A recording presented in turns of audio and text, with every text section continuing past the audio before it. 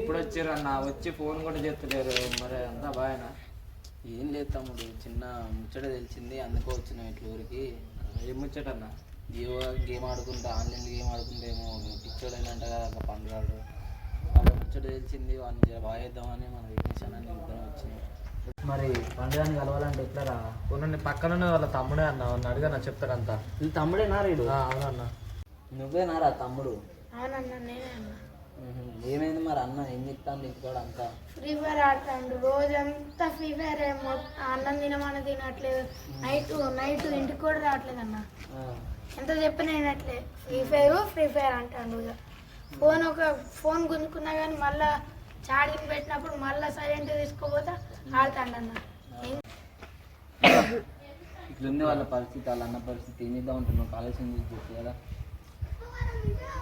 వాడిని ఏం చేద్దామంటే మారవాళ్ళు రా. మనకంటే తెలుసు, వానికి ఏం తెలుసు చెప్పు. వాడు ఆడతాడు అనగానే వాడు కూడా ఆడిండు. అది చెప్పలేము, పిచ్చోడు అయిండు. ఇప్పుడు మీ అన్నయ్య ఉన్నారు అంటే ఐడియా ఎక్కడ ఉంటాడో తెలియదు. అదంటూ ఎవరు ఎక్కువ? శివగాడు ఉంటాడు. ఓకే.